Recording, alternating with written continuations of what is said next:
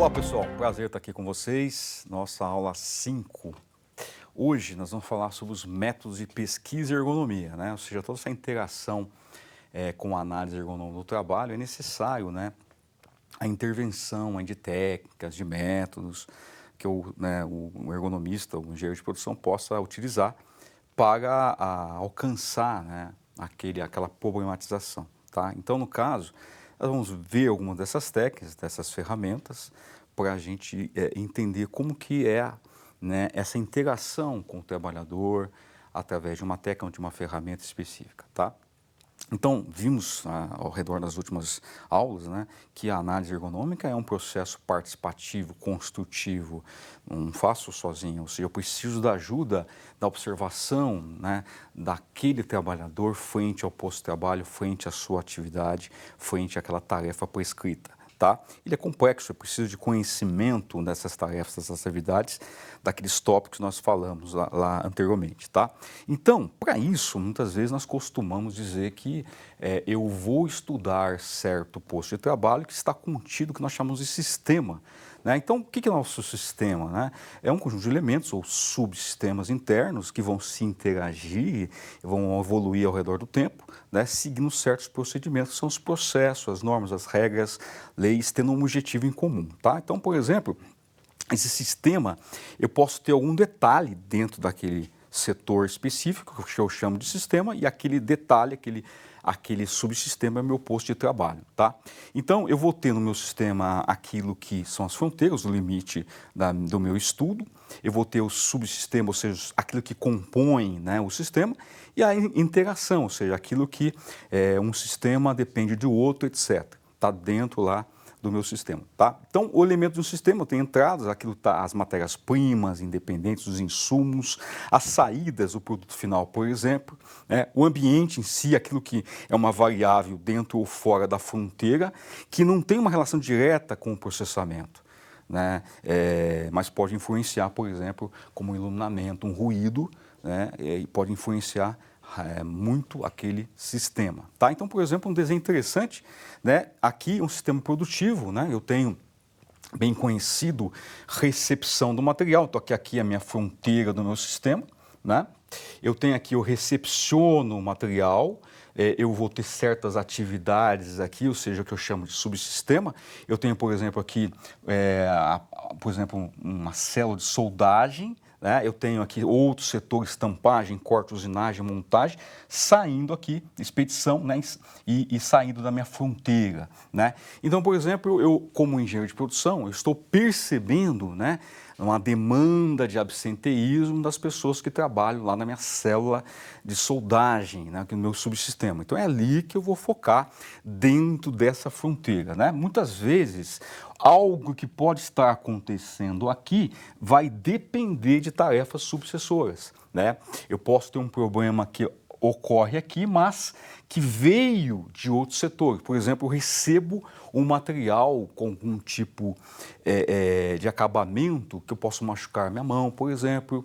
Eu tenho um material muito pesado que eu tenho que levar até aquela célula, né, de soldagem. Então, até levar aquela peça até lá, eu tenho certos problemas lombares, por exemplo. Então, não acontece somente aqui. Então, eu tenho que conhecer esse meu sistema por completo, tá?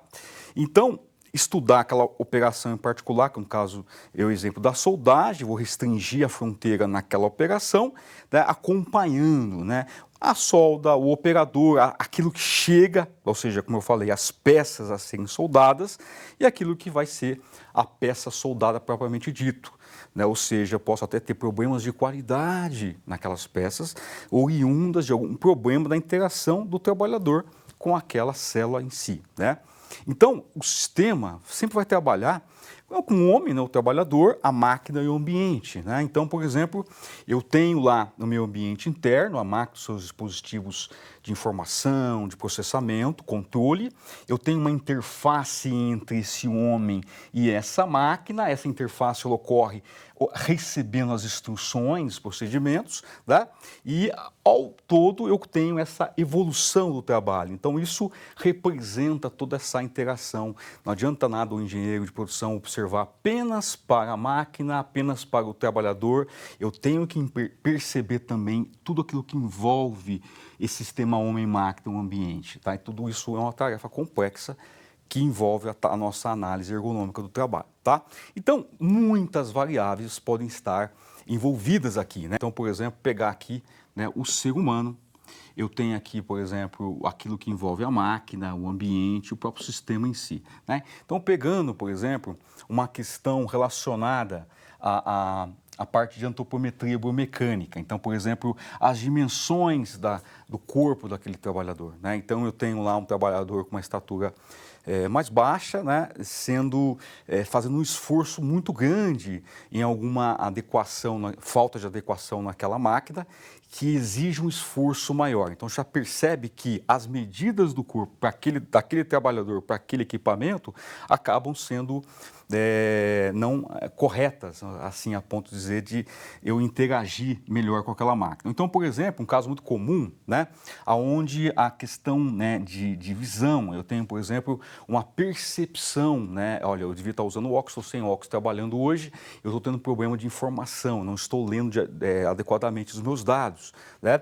Ou então, no caso, o que pode estar influenciando o trabalhador, né, por exemplo, o meu display, né, uma vez numa consultoria, né, existia um monitor com problema, mas tinha um problema nos pixels da parte esquerda e eu perguntei ao trabalhador, você não está conseguindo ver aqui? Ah, mas aqui a parte esquerda dá para me adivinhar qual letra que era, ou seja, a interação, né, do homem com a máquina, aquele problema no display, né? E outros mais, o ambiente, né? Por exemplo, eu trabalho, né? No caso, eu dou exemplo agora do display. Eu posso dar o exemplo de um problema de iluminação, onde o trabalhador tem algumas dificuldades para enxergar a longe, para enxergar perto ali no posto de trabalho, a ponto de trazer uma consequência na sua atividade, no caso real, que pode trazer algum problema, um acidente, né? Enfim, então toda essa interação pode promover alguma anomalia no trabalho, lá no seu posto de trabalho, tá? Então, ao escolher uma técnica para você incorrer na análise da demanda, da sua problemática, né, eu posso utilizar vários, eu tenho métodos técnicos aqui utilizados, por exemplo, vai depender de qual é essa natureza da pesquisa, qual que é o objetivo que eu pretendo chegar, né, os recursos disponíveis, né, o tempo disponível, a habilidade e experiência do pesquisador, tá? Então, por exemplo, para isso, né, nós vimos, né, que a AET, na aula passada, ela envolve, né, toda a característica dos postos de trabalho, a avaliação dessa organização de trabalho, vai gerar aquele relatório estatístico de avaliação, registro e as recomendações, tá? Em troca disso, nós vimos que eu começo de uma problemática, avalio a tarefa, a atividade, dou um diagnóstico e tenho aqui a minha recomendação ergonômica, tá? De posse disso, eu posso, por exemplo, levantar questionários. Então, a vantagem de criar um questionário, que eu posso trazer o quê? Um grande número de pessoas envolvidas para responder esse questionário. É um baixo custo, menor tempo. Tem a desvantagem que é o seguinte, muitas vezes um questionário, ele pode estar envolto com uma superficialidade. Ou seja, eu tenho uma dificuldade, muitas vezes, de conferir a veracidade das respostas, né? Eu vou trazer os questionários. Será que, dependendo do tipo de pergunta, será que é verdadeiro mesmo aquilo que o trabalhador está respondendo? Então, é um problema do questionário, tá? Pode ter digamos, uma interpretação errônea na forma daquele trabalhador encontrar a pergunta e responder errado, tá? Então, o planejamento é muito importante nisso, não? No caso aqui, já que envolve comportamento. Então, tem que definir bem os objetivos, os prazos, a amostragem, quantas pessoas, qual é o meu público-alvo, né? Esse questionário é uma lista de perguntas, ele é um ordenamento de layout, um processamento das respostas, como que vai ser a construção desse questionário. Eu vou ter que validar esse questionário, testar se realmente com 10 a 30 pessoas, corrigir, ajustar as perguntas. Eu posso ter pessoas que se dão muito bem com aquele questionário, posso ter pessoas que vão estar encontrando uma certa dificuldade nas respostas. Puxa vida, vou ter que colocar aqui que não tem outra solução. Então, eu não posso correr isso, eu tenho que trazer um questionário de fácil entendimento, né? E eu posso, então, depois fazer uma reformulação desse questionário, tá? Então, uma vez que você decide isso, né, eu começo a elaborar os meus questionários. Por exemplo, como que você avalia a furadeira? É muito pesada? Existe muita força nas mãos? Então, assim, decidir com a forma de processamento. Antes, eu vou ter que decidir como que essas perguntas vão ser codificadas para não levar muito tempo para você ter as respostas corretas, tá? Então, você começa a trazer questionários de fácil acesso, de fácil compreensão, né? Olha, eu não sei como avaliar essa furadeira, então ele vai colocar aqui, né? Então, assim, você vai ter certas respostas de uma maneira correta. Então, por exemplo, essas perguntas, elas podem ser específicas, mas podem ser genéricas, né? Ou podem ser específicas. Então, por exemplo, eu posso dizer, a cadeira é confortável? Pergunta genérica. Agora, a cadeira produziu alguma dor localizada no seu corpo? Onde? Né? Aí eu tenho as opções. Eu posso dizer, a cadeira é confortável? Olha, se é confortável mesmo, eu estou com dor. Não é confortável.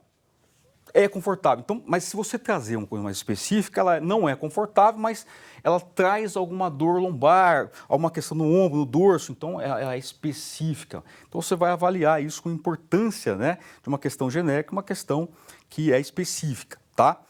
A parte complexa, no caso, um assunto, né, pode trazer complexidade em relação ao horário, em relação a turnos, em relação à supervisão, né? Então, quando se trata de um assunto muito complexo, é importante se basear com mais questões para que você, né, colha resultados mais abrangentes. Tá? Então, você vai ordenar essas questões, né? Uma questão de acordo com as questões anteriores, trazendo uma consequência para as questões posteriores. De uma forma geral, né? Você vai chegar de uma coisa mais ampla até chegar em algo mais específico, tá? Então, por exemplo, questão fechada. Interessante, porque as questões fechadas, elas evitam interpretações diferenciadas. Por exemplo, o que é uma questão aberta? Como você avalia o conforto térmico? Tá? Agora, como você classifica o conforto térmico? Olha, avalia, é ruim, bom, só. Como que você classifica o conforto térmico? Olha, bastante confortável, quase sempre confortável, quase sempre desconfortável, muito confortável. Então, você vai trazendo muito mais precisão na sua resposta, tá? Então, a opção deve fechar todas as possibilidades. Por exemplo, eu tenho questões aqui, ó, em faixa etária. Eu tenho uma pessoa lá que é menos de 20, uma faixa etária de menos de 20, entre 20 e 29. Então, eu tenho que, muitas vezes, eu não estou entre essas faixas, né? Então, eu tenho que abordar para atingir a minha faixa etária da minha população, da minha amostra que eu fiz o questionário, né? Então, adotar uma escala adequada, ou seja, os extremos das escalas, as distâncias, as opções devem ser adaptadas àquele universo, né, àquela população que eu quero medir. Então, por exemplo, no caso nominal, as opções referem-se a determinadas categorias. Então, indique o seu nível de escolaridade. Eu tenho lá as categorias dos níveis de escolaridade, então eu estou dizendo nominalmente quais são as minhas escolaridades, né? Eu posso também dizer intensidade, então já não é mais nominal, ordinal, onde o ruído ele é considerado um ruído alto, médio ou baixo, então em termos de quantidade, né? Ou em termos de intervalo, né? Eu vou estar dizendo meu peso é menos que 50 anos, desculpa, 50 quilos, 50 a 59 e por aí vai, tá? Então eu tenho escolher a escala adequada de acordo com a sua pergunta, né? Para que não fique de fora, olha, eu não tenho, eu não sei o que está aqui, não aparece aqui. Então eu tenho que trazer uma escala, eu estou aqui dentro. Eu estou aqui entre 50 e 59, né? Muito bem, então aí eu posso também ter uma outra coisa importante, colocar nenhuma das respostas anteriores, porque senão eu vou o quê? Eu vou induzir, né, a pessoa a colocar uma resposta que não tem. Eu não estou sentindo isso aqui, mas eu vou colocar, que eu sinto porque não tem outra coisa. Né? Então, cerca de 10, 30% das pessoas que assinalam a pesquisa, elas vão se sentir muito mais confortáveis em colocar nenhuma das alternativas do que colocar uma coisa, olha, eu estou sentindo uma dor lombar pequena. Ela não sente, mas não tem outra alternativa, tá? Então é importante, às vezes, atentar para isso. Tá? A questão da intensidade, tá? Ela pode ser tanto colocar uma escala de medidas para variáveis contínuas, também com variáveis subjetivas. Então, por exemplo, aqui, escala linear para avaliação subjetiva uma variável. Então, eu tenho aqui do péssimo ao excelente, né? Então, eu posso ter uma escala de valores solicitando que as pessoas avaliem a intensidade de um fator muito mais precisamente, né, a ponto de eu ter uma certeza maior do meu questionário, tá? E aí eu vou ter que fazer o seguinte, após todas essas respostas, análise desse questionário, eu vou ter que fazer a validação, ou seja, elaborado, né, no seu modelo inicial, um teste, um protótipo de validação, uma amostra de 10 a 30, e depois eu posso aplicar para mais pessoas, tá? Aplicar para mais pessoas. Quais outras técnicas nós podemos empregar? Esse é o questionário. Eu posso empregar uma entrevista, né? Eu posso conversar com todos os trabalhadores que fazem na soldagem daquela célula. Não adianta falar só com aquela pessoa que está às 8 horas de trabalho durante o dia, eu tenho que falar com o pessoal da noite, né? Mas pelo menos eu sei qual a tarefa que ele está fazendo. A parte da solda, eu vou entrevistar todos os soldadores, né? Aí de repente eu vou descobrir que só o soldador da noite é que sente um desconforto. Então eu vou ter que investigar o porquê só ele sente esse desconforto. Tá? Então, uma entrevista é algo importante, uma coisa fundamental. Ela não é um questionário, eu faço uma entrevista com um trabalhador, com uma série de trabalhadores juntos, então todos os soldadores juntos, por exemplo. Eu posso também fazer aquilo que nós chamamos que é um grupo de foco, aí sim, eu transformo essa entrevista com mais pessoas, por exemplo, por setor, né? Ou eu posso ter a técnica de observação direta, é o exemplo da porta do chicote. Eu vejo isso acontecer, eu observo lá na linha sequente da porta, a porta atrasando, na produtividade caiu, e eu vou checando o que está acontecendo e descobri que lá existe uma pessoa que está demorando para colocar o chicote dentro da porta e eu vou ver por quê, porque ela não falou para ninguém que ela estava sentindo dor. Então eu fui lá e observei isso, né? Ou então um colega observou e falou. Né? Enfim, então são técnicas de observações diretas, tá? Enfim, reuni todas elas aqui, o questionário, né? As entrevistas, foco e as diretas. Então, por exemplo, o questionário tem que ter essa questão do planejamento prévio, né? Perguntas, etc., bem elaboradas. Vantagens, como eu falei para você, pode ser online, um tempo maior, fácil de responder, mais curto, né? E pode ter a questão da baixa flexibilidade, dando poucas opções de resposta, né? A entrevista também é bem elaborada, uma questão mais verbal, oral, né? A flexibilidade também tem que ter o que? A habilidade do entrevistador, né? Não adianta nada eu chegar para o empregado com aquele tom já de cobrança, ao invés de você não está sendo produtivo, etc. Não, eu vou chegar como uma questão de querer ajudar, né? Ou seja, a questão de você ter essa habilidade de conversar com um trabalhador a ponto de investigar um problema para tratar esse problema, né? A questão de grupo de foco, eu vou encontrar 6 ou mais pessoas, uma dinâmica de grupo, né? Eu posso, a vantagem de ter a sinergia daquelas pessoas que trabalham na mesma função, né? Dando opiniões para as outras, isso vai também ter uma habilidade da pessoa que está conduzindo aquilo. Tá? Aqui nós podemos até chamar uma questão interessante, que aqui eu volto para a primeira, aqui a questão do comitê de ergonomia, né? Comitê de ergonomia é algo muito bacana que pode ser feito numa empresa, né? Eu posso ter, por exemplo, pessoas de diferentes áreas, administrativa, a pessoa da área técnica, a pessoa da área da produção, etc. E através, por exemplo, de uma pessoa da CIPA, um técnico de segurança, um engenheiro de segurança, o próprio engenheiro de produção, eu posso conduzir reuniões mensais com esse grupo multidisciplinar de diferentes áreas. Eu posso conduzir reuniões apontando, né? Olha, gente, cada mês cada um traz um problema ergonômico da sua área, né? E aí esse comitê vai andando na fábrica junto com aquele empregado, até para ajudar a observar, né, trazendo problemas, ou esse empregado traz o problema. E aí ele resolve o problema com algumas técnicas de observação, etc., e aponta isso para os demais. E aí acorda o outro integrante, né? Opa, legal, não tinha visto isso. Então o comitê de ergonomia, ele é algo muito interessante, porque como a análise ergonômica, ela envolve o quê? A participação, ela é construtiva, tá? Então vale a pena investigar mais, criar esses comitês de ergonomia na empresa, tá?